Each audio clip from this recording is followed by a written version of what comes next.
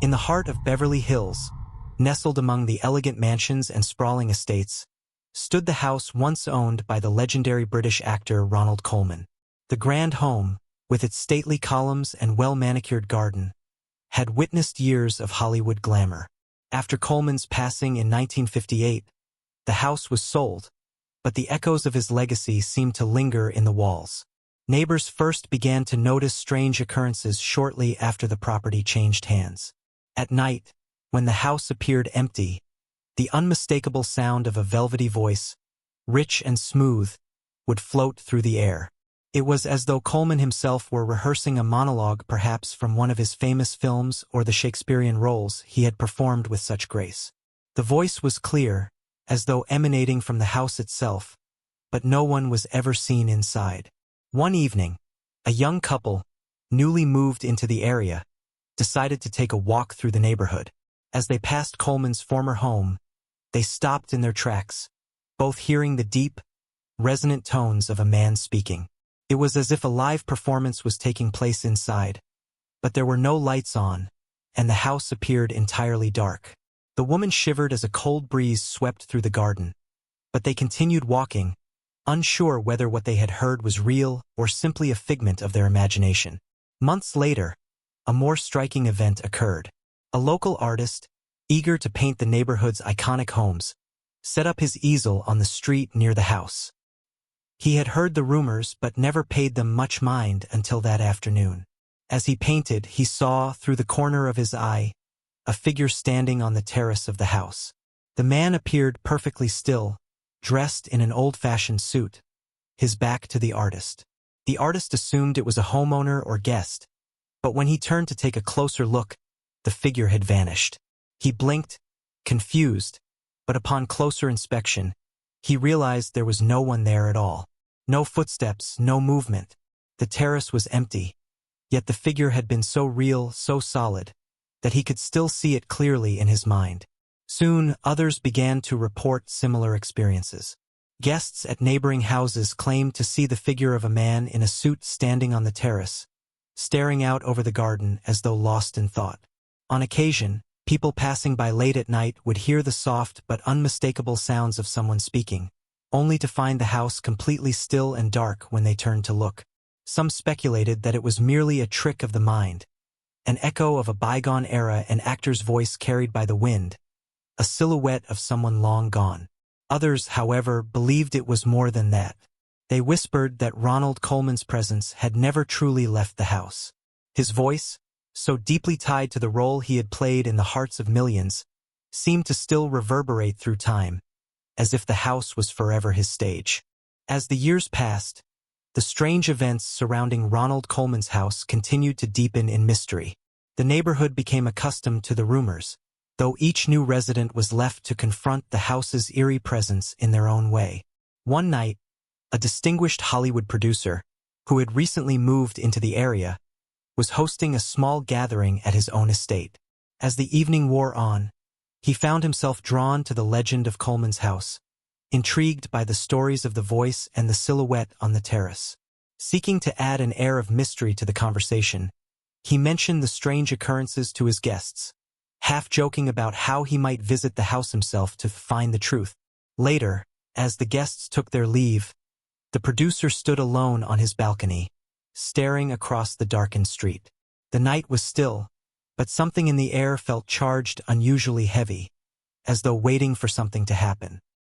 He caught sight of the house in question, its dark silhouette looming in the moonlight, and an odd impulse overcame him. Without a word, he excused himself, made his way down to the street, and walked toward the empty house. There was an unsettling quietness about the place that night, an almost tangible silence, as if the house itself were holding its breath. As he approached the front gate, the familiar sound of a deep voice, Ronald Coleman's voice, began to echo through the still night air. It was faint, almost imperceptible at first, but as the producer drew nearer, the voice grew clearer, each word more distinct. He could hear phrases from old Shakespearean plays, lines from Coleman's films, each one imbued with a rich emotion that seemed to reach into the core of the listener's being. He froze, transfixed by the words, not understanding how they could be so real. Suddenly, a cold breeze swept through him, sending a shiver down his spine, and he found himself standing at the foot of the large staircase that led up to the front door. He didn't recall deciding to move closer, yet somehow his feet had brought him to this spot. He hesitated, and that was when he saw it. At the top of the staircase, a figure in a dark suit stood silhouetted against the soft glow of a distant street lamp. The man was motionless, his back turned toward him. It wasn't just the shape of the figure, it was the way it stood. There was an elegance, an unmistakable grace in the posture, as though it was something more than a mere shadow. Felt deliberate, as though it was waiting for something. The producer's breath caught in his throat as the voice Coleman's voice suddenly stopped. The air went still again, and in that brief moment of silence, the figure turned ever so slightly, just enough to catch the light, revealing only a faint glimpse of the face. The outline was hazy, indistinct, but there was something so unnervingly familiar about it that it made his stomach churn. He knew instantly who it was, though he had never seen it with his own eyes before. Before he could react, the figure began to move, slowly, almost purposefully, stepping back toward the house. As it did, the producer felt a powerful pull, an inexplicable urge to follow. He stepped forward, instinctively, but as his foot hit the first step of the staircase, the door slammed open with a deafening crash, sending him stumbling backward. The house was suddenly flooded with light, blinding, harsh light pouring from every window, every crack, as though the house itself were alive, awakening from a long slumber. The voice was gone, but the overwhelming sense of presence remained. It was as if someone or something had been watching him the entire time, waiting for him to make his move. His heart raced as he turned to flee, but the house seemed to pulse with an energy that wouldn't let him escape. It was as if the boundaries between time and space had momentarily collapsed, and the past had reached out to claim him. As he ran back to his home, the sounds of footsteps behind him, matching his own, seemed to follow him. When he reached the safety of his front door, he turned for one last glance. For a split second, he saw it, the silhouette on the terrace, still watching, still waiting. Don't forget to subscribe and like if you liked this story. The producer stood frozen in the doorway of his house, his heart pounding in his chest, struggling to comprehend what had just happened. The footsteps that had echoed in sync with his own were no longer there, but the sensation of being watched lingered, heavy and suffocating. It was as if the very air around him was charged, thick with an energy he couldn't explain. He turned slowly, unwillingly, to look back toward Coleman's house. The terrace was still empty, bathed in the dim glow of the street lamp, but something about the stillness seemed wrong. The shadows cast by the house were too sharp, too defined, as though they held secrets in their folds. His instincts screamed at him to turn away, but something deeper, something he couldn't quite name, compelled him to stare. Then, for the briefest of moments, he saw it again, the figure. This time, it was not standing still on the terrace. It was moving, but it wasn't walking. The figure seemed to glide, fluidly, as though it were being pulled by an invisible force. It reached the edge of the balcony and paused, turning its head slightly, as if acknowledging the producer's gaze. A chill swept through him, more profound than the night air could explain. For a fleeting second, he thought he saw the figure's eyes, dark, hollow, staring directly into his soul. It was only then that he realized the truth, a bone-chilling truth that seemed almost impossible. The figure was aware of him. A rush of cold panic surged through him, and without a second thought, he slammed the door behind him. The house, once a refuge from the outside world, now felt suffocating, its walls pressing in, echoing with an invisible tension. He locked the door, checked the windows, and even drew the curtains, but none of it seemed enough. The unease wouldn't leave. That night, sleep refused to come. The sounds from next door, which had always seemed distant and harmless, now felt like a threat. The voice, that voice, whispered in the corners of his mind, echoing lines from plays he couldn't place, lines that made no sense but felt too familiar. It was as though Ronald Coleman were speaking directly to him, urging him to listen, to understand. The hours dragged on, and just as he was about to give in to exhaustion, A soft knock echoed from the other side of his bedroom door. The producer froze, his breath catching. Impossible. He was alone, he had made sure of that. The knock came again, soft but persistent. A slow, measured tap, tap, tap, as though someone or something was waiting on the other side.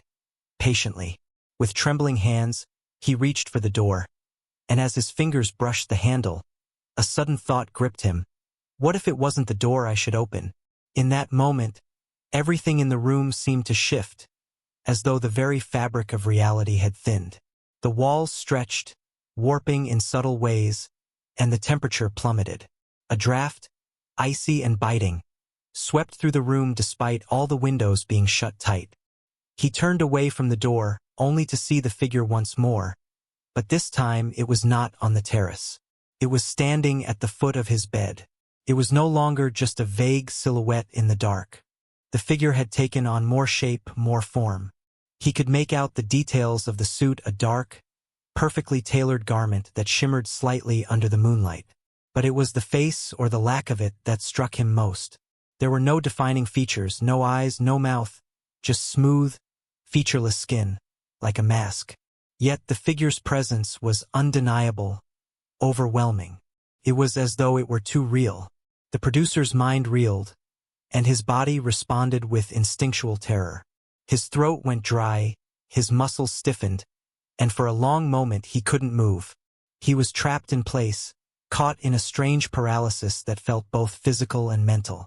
Then, the voice, the velvety voice of Ronald Coleman whispered, not from the figure, but from everywhere. It echoed around him, reverberating through the room like a haunting lullaby, and the words seemed to twist into a riddle, one he could almost decipher but not quite. Not all who wander are lost, but some are waiting for the call. Suddenly, everything went still. The temperature returned to normal. The figure, though still present, was no longer moving. It stood perfectly still, as though it had always been there, waiting for him to acknowledge it. The producer took a step backward, his heart racing, his mind on the edge of breaking. He reached for his phone, only to find it dead, no signal, no life. He stumbled for the door, but as his hand touched the handle, the figure spoke again, its voice soft but insistent. You can run, but you cannot hide. Not from the past. In that moment, the producer understood. This wasn't just a haunting. This wasn't some echo of a long-dead actor. What he was experiencing was something older, something far more ancient, and the house was not simply a residence. It was a portal, a bridge between times, between realities, and the figure was not a ghost at all, but something much more dangerous.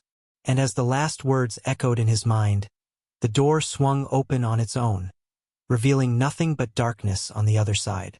The air grew thick with an unmistakable pressure, as if whatever had been watching him for so long was now inviting him to step beyond. The producer's hand hovered over the threshold, torn between terror and a strange compulsion he couldn't resist. His hand trembled above the door handle, caught between the fear that gripped his chest and the strange, magnetic pull toward the darkness beyond. The air around him felt thick, almost alive, as though it was whispering, calling, beckoning him into the unknown. The moments stretched on, the room heavy with silence, save for the faint hum of something intangible, a subtle vibration that seemed to emanate from the floor itself. His pulse thundered in his ears, drowning out the faint sounds of the outside world. The producer's breath came in shallow, uneven gasps, and his mind raced, torn between the need to escape and the inexplicable, overpowering urge to step forward. In the far corners of his mind, he heard that voice again, Ronald Coleman's voice, now deeper, more resonant.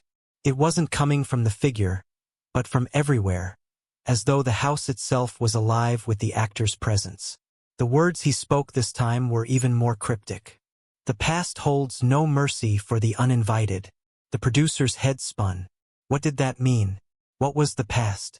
What was inviting him? The house, once a mere structure of brick and mortar, now seemed like an extension of something older, something vast, stretching beyond time. And that figure, its unsettling silence, its absence of face, it felt like a guardian, or perhaps something far darker, something that thrived on trespass. He dared not take his eyes off the open door, but his gaze was drawn, against his will, back toward the bed. The figure had shifted again. Its movements were subtle, barely perceptible, but it was no longer stationary. The silhouette had turned, now facing him directly, though its features remained obscured. Its posture was rigid, unnaturally still, and its arms were at its sides, as if holding something just out of sight. The producer's heart skipped a beat as he noticed something else, something that made his blood run cold. From the corner of his eye, he saw the faintest outline of a second figure, standing in the far corner of the room, barely visible in the shadows. This figure, unlike the first, seemed to be watching the producer, a presence that felt like a silent witness to everything unfolding. His mind scrambled for an explanation, for any rational thought that could explain the impossible situation he was in, but there was nothing. No words, no logical reasoning. Only the relentless pressure of the house and the figures that moved within it, drawing him deeper into its grasp. He stepped back, but his feet felt heavy, as if the floor had grown sticky, pulling him back toward the door. He could feel the weight of something pressing against his chest, an invisible force pushing him forward, even as his instincts screamed at him to turn around and flee. It was then that the second figure, its presence so subtle that it seemed almost unreal, began to move toward him. Slow, deliberate steps, almost like a whisper of movement. The producer's breath hitched in his throat, and he instinctively backed away, his foot catching on the edge of the carpet, sending him stumbling toward the open door. The moment he reached it, the first figure spoke, its voice coming not from the depths of the room, but from right in front of him, as though it had moved within inches of him without a sound. The truth is not always what you wish it to be, but it is the only thing that matters. The producer's skin prickled, his legs unsteady beneath him. He was at the threshold of the door now, his hand gripping the handle as though it were his lifeline. But when he looked outside, what he saw sent a wave of nausea through his stomach. The entire street was bathed in an otherworldly glow, the houses around him now standing like monolithic structures, their outlines blurred, as though they had been painted into a different reality. And the shadows, long, creeping, twisting shadows, moved unnaturally across the pavement, stretching toward him. For the briefest of moments, he saw it. The shadow of a figure, the figure standing in the middle of the street, its posture still and statuesque. But this time it wasn't alone. Behind it stood several more figures, their outlines faint, but unmistakably real. The producer's breath caught as he recognized the silhouette of a woman, an elegant figure in a long gown, her face obscured. And next to her, a man, tall and regal, with the unmistakable posture of an actor, his shoulders broad and his head tilted slightly as though observing a scene. The producer's mind reeled. These figures, they couldn't be real. They were like fragments, like pieces of a dream that had bled into the waking world. He blinked, and in the instant his eyes closed, the scene before him shifted. The figures were gone. The street was empty. The silence returned, heavy and oppressive. But then, the voice, Ronald Coleman's voice, echoed once more. But this time it wasn't a line from a play. It was a command, a warning. The door is always open, but once you cross, you cannot return. The producer turned, now standing fully in the open doorway. The darkness beyond seemed to beckon, promising answers, but at a price. He could feel it, the pull stronger than ever, as though the very fabric of his reality was unraveling, one thread at a time. His heart raced as his gaze flicked back to the figure inside, the one that still stood motionless in the center of the room. Was he being invited to step through? Or was it a trap, set by forces far older than his understanding? There was no time to think. The producer took a breath, his decision hanging in the air. Every instinct screamed for him to run, but something deeper, something far more powerful, urged him to step forward. His heart hammered as he crossed the threshold of the door, his foot meeting the cold pavement outside. The moment he stepped into the street, everything changed. The world around him seemed to fold in on itself, the houses distorting into twisted, unnatural shapes. The figures he had seen before Coleman, the woman, the man, were now standing in a line before him, their expressions unreadable, their eyes dark and infinite.